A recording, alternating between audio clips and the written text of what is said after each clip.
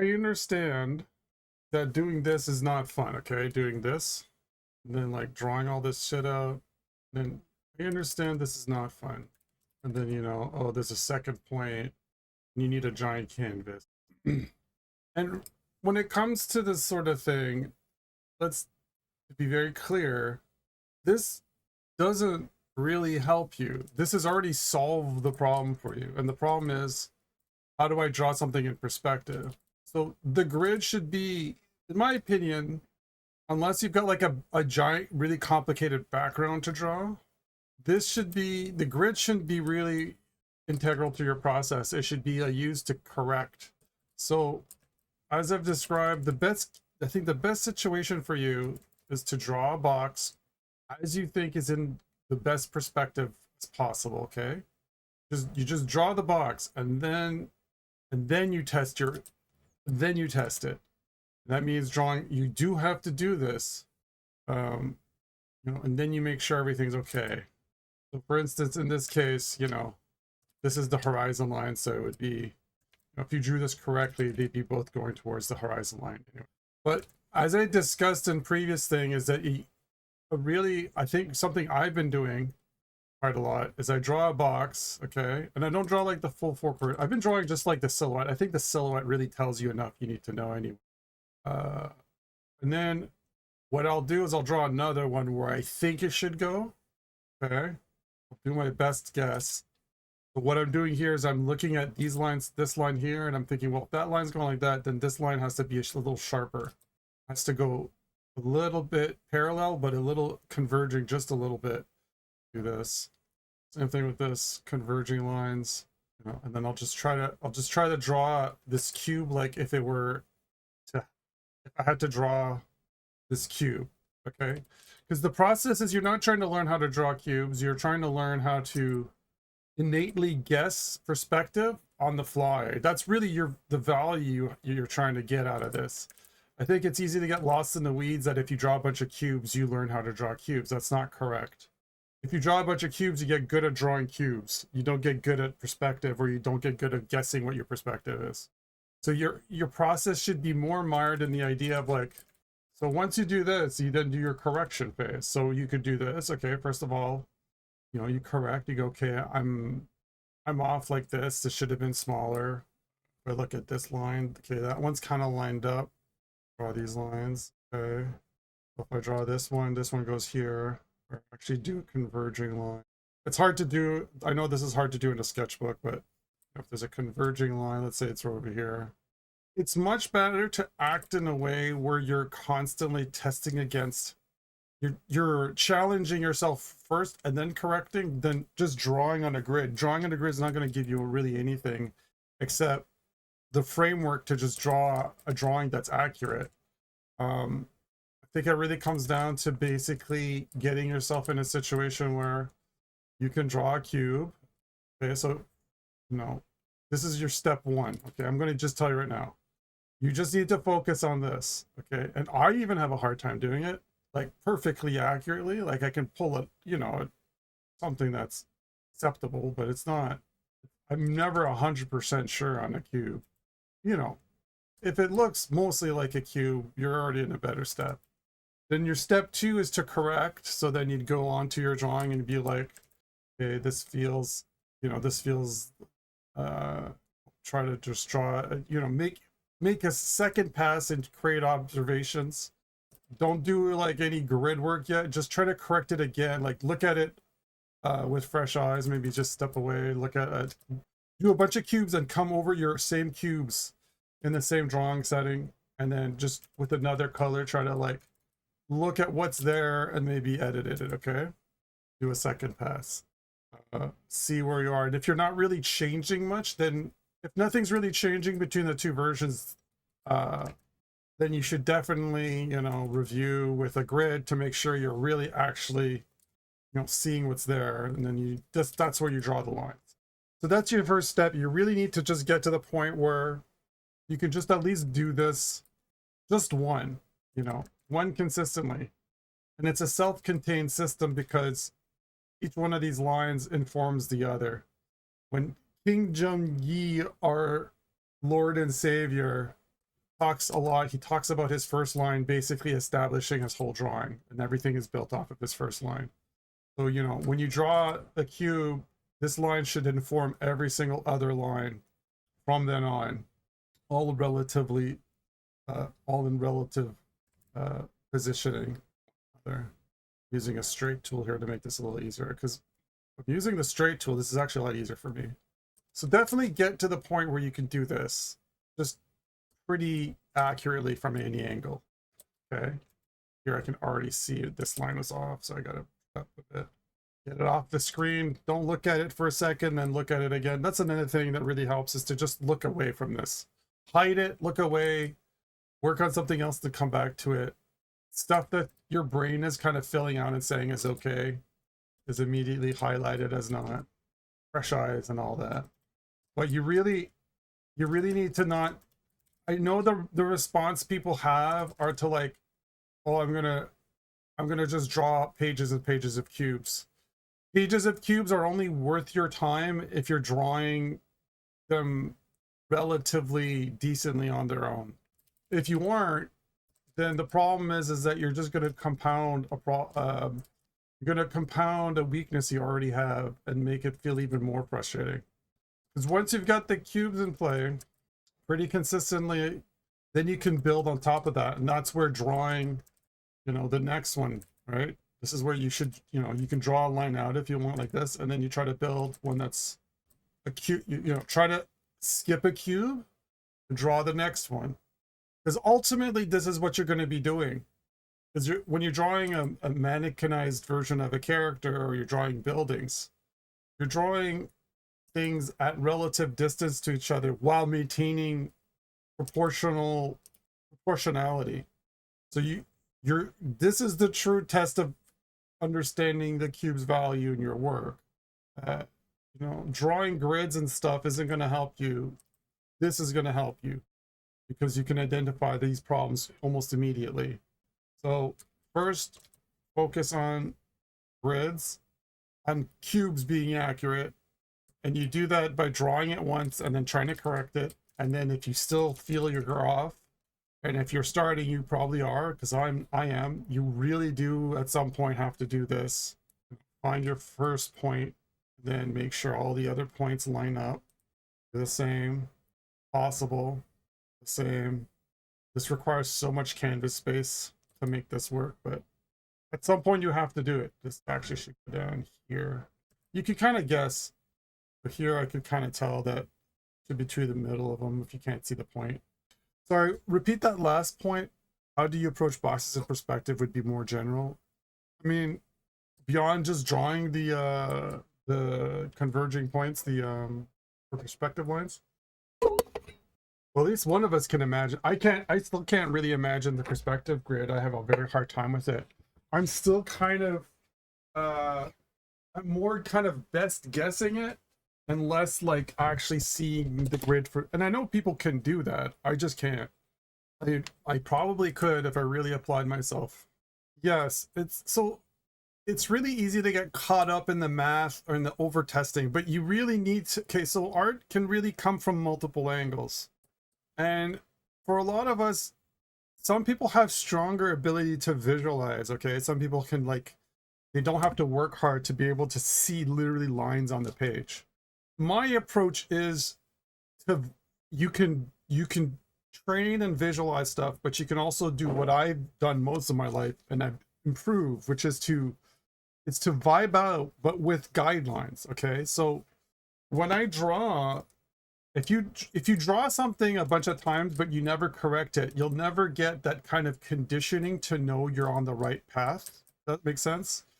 Like innately, if you draw something a bunch of times and it's always kind of mildly corrected, that eventually you'll kind of rein in all the proportions until they're in the right spot. If you never spend the time to actually, you know, fix anything, then you'll never get there at all. So it won't matter. You really do need a correction phase. So what I'm arguing is that it's less about you being able to see like a grid like this, you know, drawing something and seeing where that fits on there, okay, which you can do. And it's more about getting your intuition, improving your intuition. Okay, so it's never going to be hyper accurate. As far as intuition goes, it's more about just your knee-jerk decisions tend to be closer, more more accurate. You're not trying to go for precision, you're trying to go for accuracy. So generally speaking, you know, it's more about, you know, you draw the line and you go, yeah, that feels right. Yeah, okay.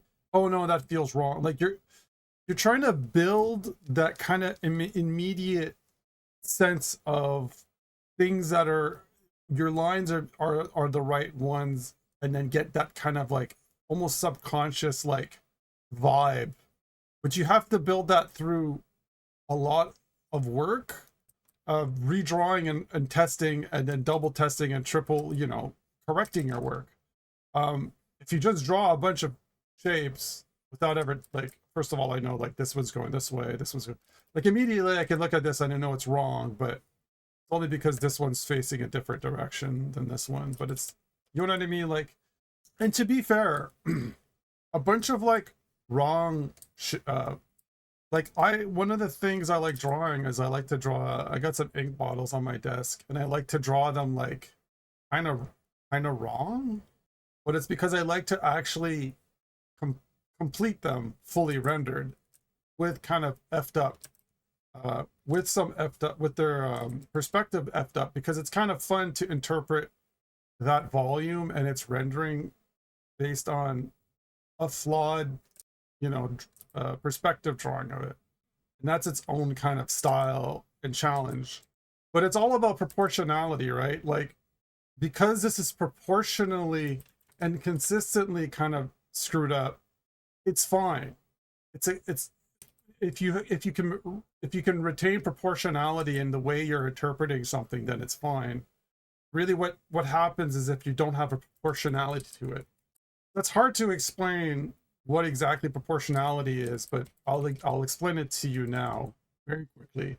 If you have someone with a face, right, whose eyebrows are like big, they've got big eyebrows, and their nose is like small, and they have a big upper lip. Okay, they have a small nose, tiny eyes, a big upper, you know, a long droopy mouth. Okay, proportionality, and especially when you do caricaturization, but you know, proportionality dictates that if you shrink this, if you're proportional in the way you shrink it, then you can retain what this person looks like. So if you shrink it where all these pieces are shrunk within proportion, within the proportions of each other, equal proportion, this guy looks different. But it's hard, sorry, this is kind of hard to explain, but just keep in mind that these distances matter, the sizes matter. So when you move things, when you shrink things around, that's really where caricature art comes into play. And the reason why someone still looks like who they are at completely crazy interpretations of them is because of that concept. And that concept stems out with, you know, everything. It doesn't have to just retain, not with people's faces, but you can caricaturize, you know, objects and stuff. And as long as you're consistent with your caricaturization, then you're fine. That's why you can have an object that's drawn incorrectly as far as, you know, perspective lines go, you know. So here I'll just give you an idea. Generally speaking, you could see, you know, these lines still converge or diverge from, and as expected, you know, these lines are also diverging, so they're still kind of considered in perspective, even though, you know, this line's going this way, this line's going this way, this line's going this way. But because they're all technically, although this these lines are almost entirely parallel, but these lines are mostly parallel, maybe slightly diverging, but just enough that it's like, you know, it's not too it doesn't have too much of an issue.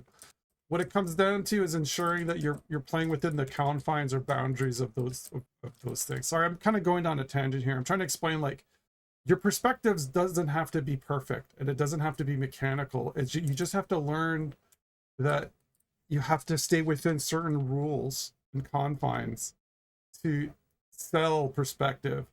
What it comes down to in the long run is if you're drawing like a bunch of buildings and you're trying to sell consistency across a huge series of things, the problem is in the long run, if you don't have those perspective rules, everything's built on the previous. So for instance, if I draw another ink bottle, okay, that's following these previous perspective rules, then things start kind of falling apart, and then this bottle occupies a different space than these two bottles, and so it really comes down to your expectations and what you're wanting out of this, because ultimately your expectation out of drawing cube isn't just like, oh, I can do it perfectly. It's not Sudoku, okay? What you want out of drawing cubes is the ability to best guess perspective across several shapes, across several forms, and be able to glance at another object and be like, okay, I have a good idea where this should be. And as you draw those lines, so that this is fun for you and not a dredge, you can kind of like innately feel like, okay, yeah, this line should be here, this line should be here. Can you be off? Sure. Your goal is to be just off enough to be able to make it across the whole page without it being screwed up, okay? So if you want to play around with doodling and drawing and not be like overstressed, like for instance, let's say you draw a tower, okay? And you're not too concerned with perspective. You're just concerned enough with your perspective that by the time you get at the end of this page, things still kind of make sense. So what you don't want is your perspective to be so off that by the time you get to this page, this side, things are pointing wildly in the wrong direction, or everything's kind of starting to point, or everything's parallel and pointing the same, going in different directions. You're just trying to make it towards the end of the page, the end of the boundaries, that everything kind of fits. Because this is drawing, right? It can be creative, it can break the rules, but what people want out of illustration is consistency and proportionality. They expect a set of rules. If you start, and if you're being very loose with the rules, they still expect it to apply vaguely enough for them to be able to grasp conceptually what you're trying to explain to them.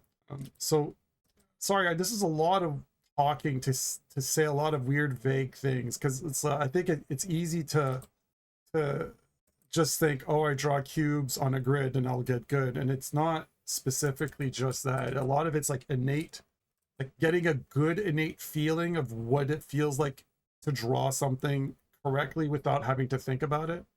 A lot of people who are very good at drawing, who are very bad at teaching it, is because they just drew so much so early that everything kind of fell together without them even really thinking about it. They just were so heavily exposed to drawing and illustrating that a lot of these concepts were just readily absorbed without them really thinking about it. And then when people ask them like, oh, how do you do this? It's like, oh, I don't know, LOL. I just it just kind of feels right. And that's just that's the advantage of like starting early or just excessively drawing and then referencing all the time, is that you train literally the correct answer into your very core. And your rules remember, this is about drawing, and this is your free time. Okay, remember, this is your free time. It should be enjoyable to some extent. Challenging, sure, but no one's hobby should make them miserable. Just stop doing it. So if you have, you can just decide one rule, all right? So for instance, you could draw a drawing and be like, the one rule is that things converge this way. Everything converges this way. As far as everything else, I don't care, right? You can limit, this can go this way, this can go a different way. You can limit your how much your brain is gonna get melted by your process by just not worrying about anything except just following one of the perspective rules, and then just getting good at always converging. At least the vertical or the horizontal lines will converge.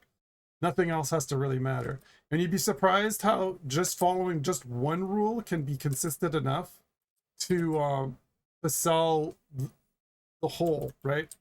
Specifically, if you're just kind of drawing like a storyboards, or you're just trying to like block out a scene. Not saying, lean into doing bad perspective, but I'm just saying concerning yourself with just one dimension, one perspective convergence might be just the enough to kind of take it to a simpler level. Because the reality, and the more I read about this, the more I understand it to be true, is that drawing is extremely taxing process. It requires focus. It requires your brain to be unbothered. The more stress you have, the harder it is to do it. Spatial awareness, motor function awareness, experience, clarity of mind, proper tools. It requires a lot of things to kind of work out. And so it's important to remember, like, this isn't the easiest thing to do. So sometimes you just have to kind of take away a limiting a factor of complexity and to just focus. That's why you'll see online, I mean, and it's kind of funny, a lot of people talk about this now like it's a new discovery, when it's basically been taught for the last 200 years, which is to, when you're learning to draw, if you want to learn to paint light, shadow, the first thing to do is to just learn to do black and white studies, where you just be like, you break a drawing, an illustration down to its like, what is lit and what is not lit. This has to be pure black and white. So let me just, this sort of thing. And then from there, once you nail that, then basically it gets a lot easier to do rendering, because you're not struggling to put things in the right place, because everything's kind of already in the right place. And now all you're doing is worrying about just modeling details over time, if you have the patience to do it. So it's less about constantly trying to massage everything into place, and it becomes more about just learning the procedural method of how to render light and shadow without having to constantly go back and forth between like, oh, did I do this correctly, and then pushing and everything becoming a muddled mess, like you saw me do right there. So once everything's in the right spot, then you don't really have to worry about like the traditional mistakes artists make when they start trying to render, because learning from the black and white values forces you to only concern yourself with such a very small set of conditions that it's very easy to nail, right? It's very easy to nail like likeness, shadows being in the right space, the right like shapes, the right kinds of details. It's like cut away enough of the noise that your brain can focus and do at least one thing with some relative accuracy. And a lot of art comes down to just stacking. Like a lot of painters, portrait painters will talk about this, where it's just about learning one skill very isolated and then stacking the next skill on top of that one skill. So if it comes down for you that, sorry, I was just doing some shit. If it comes down to you to learn that you really need to isolate your process to just be about one perspective line and just paying attention to that, then do that. You just need to find a way to be consistent and accurate enough to build off of that. And if there's too many components and there's too many places, there's too many things happening that you find yourself easily overwhelmed, then you need to troubleshoot it down to the point where you've only got that one thing you can handle. Tackle it at the smallest component. Just have to make sure that, but it's about minimizing complexity until you're consistent, because it doesn't matter. Like, that's the issue a lot of people have with painting, color, and all that, and why a lot of people just do black and white first as well, is that there's so many ways to approach a color illustration versus a black and white one, that the millions of ways to do it become so overwhelming that they feel like every line they draw is technically wrong, and they feel overwhelmed to the point where it's not fun, because they don't know, they have no confidence in anything they're doing. Nothing feels good. No line feels good. Everything feels like the wrong line. Everything feels like they could be doing it better.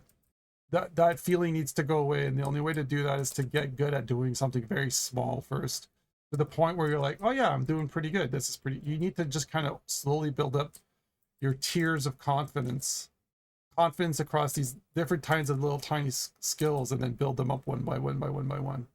So you shouldn't feel overwhelmed unless you take bit off more than you can chew, and if that's the case, then you need to go back a little bit. And you have to be aware that every day is a different day, and sometimes you'll have, just like how some days you can deal, you know, with family members bullshit, and some other days you can't. Same with art. Some days you can deal with it, some days you can't, and you have to identify those days you can't and not push it too further than really you can. Anyway, hopefully that kind of helps a little bit. I know it's a little vague and it's not very technical, but maybe that helps a bit. Like I said, like, it's hard to make this into a YouTube video, because I'm kind of gesturing wildly with my hands and going like, you just got to feel it out, man. And a lot of this is, and I think this is what is really missed on a lot of videos, is a lot of this is about tempering your emotions, right? Art is about managing, having a good feeling of your emotions, of your expectations, of your ego, and your will, your perspicacity, your ability to reflect. It's a lot of inward exploration.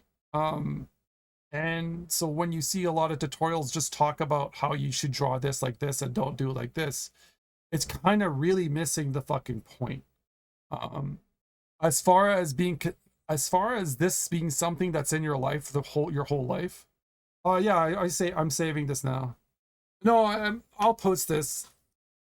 I'm self-reflecting because I found that, like, after January, February, I kept wanting to post YouTube videos, and I kept thinking, like, how the fuck am I supposed to communicate this?